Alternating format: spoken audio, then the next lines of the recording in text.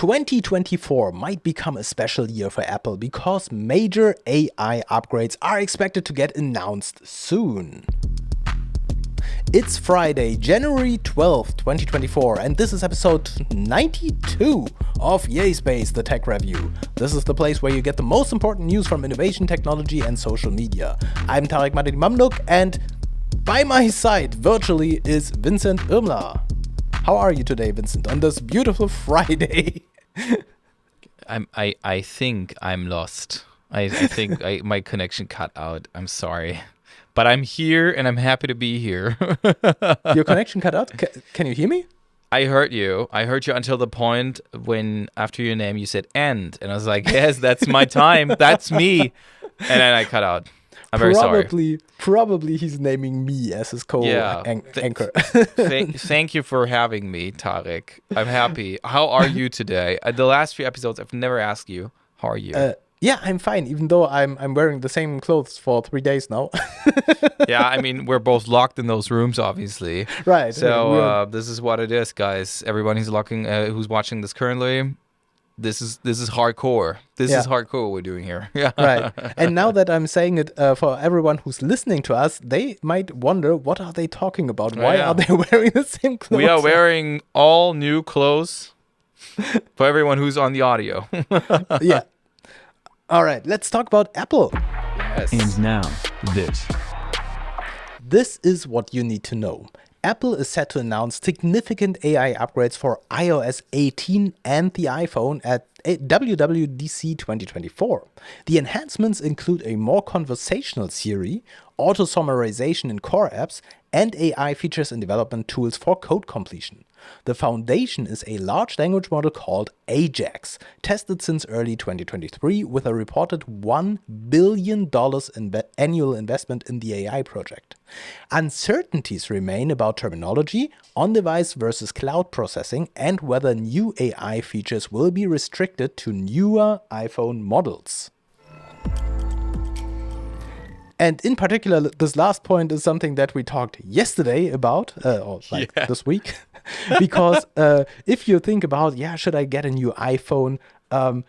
It's always a hard decision because Apple is releasing a new iPhone model every year. You never know.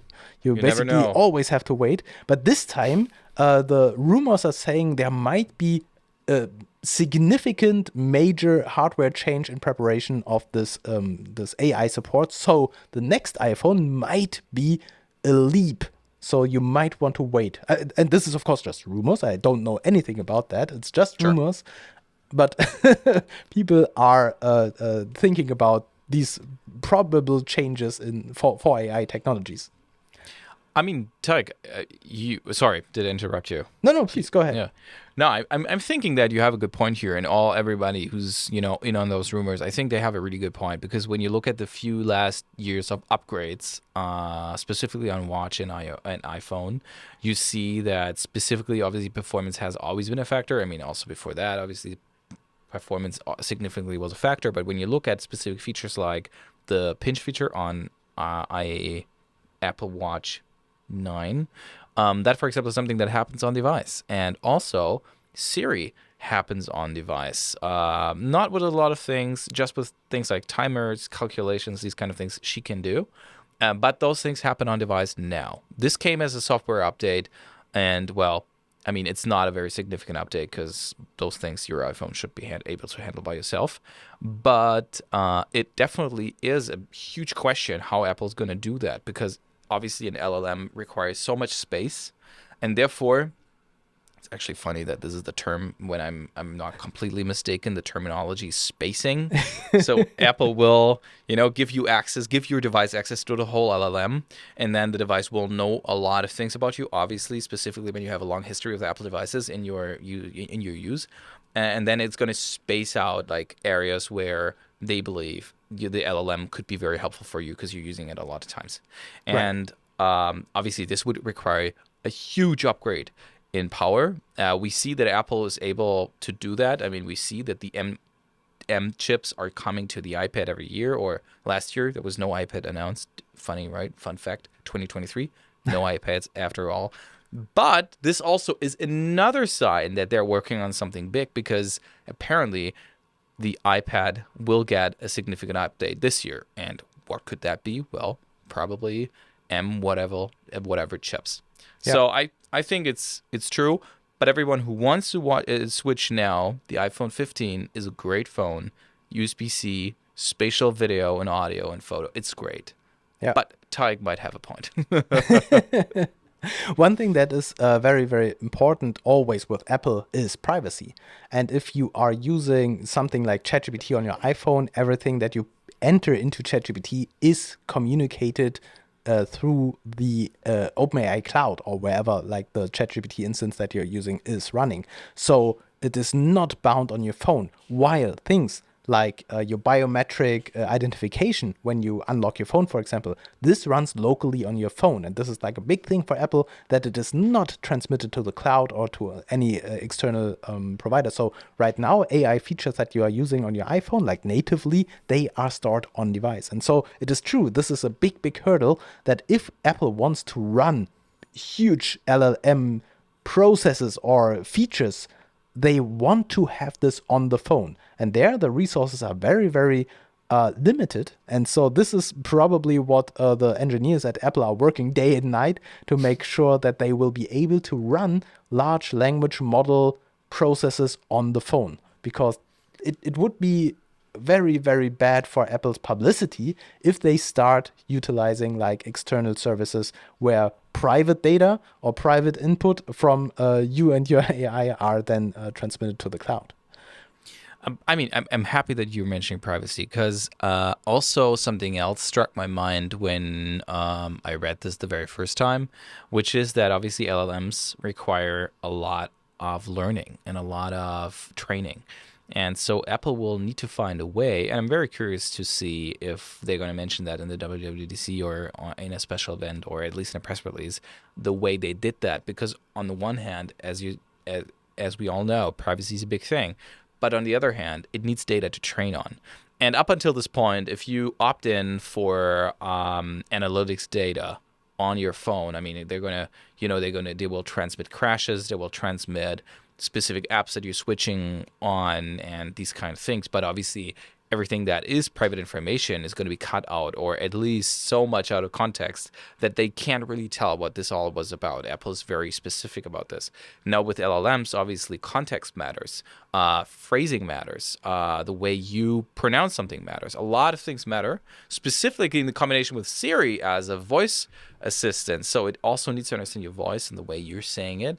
And therefore, I'm very curious to see how Apple is making sure that all of this training data, because I can't see a world where Apple's not using this data, is transmitted to their systems, and at the same time made like this being done in a way that is completely ensuring the privacy of your data. But I'm sure Apple will find a way. If anyone, Apple will find a way, I'm sure. Yeah. And as you just mentioned, Siri, this is also expected that Siri is going to be like full conversational as we know it from ChatGPT. So I expect that in the future you will be able to have a full conversation with Siri with back and forth and questions back and information and these things. And I'm really looking forward to this. And not only at Apple, but all of these home assistant, these devices, which were impressive like 5 or 6 years ago when they were released. But for today's standards, they are really, really weak compared with large language models which can basically do everything, right? I agree, and I think this is also kind of the hidden race that nobody really talks about as much as we probably should be. Because I mean, remember when voice assistants became a thing in our life? I mean, I remember when I got an Alexa, not that long ago actually, just like 2 years ago or something. But like the moment I got this, my behavior within my home changed. I don't turn any lights on anymore. I just talk.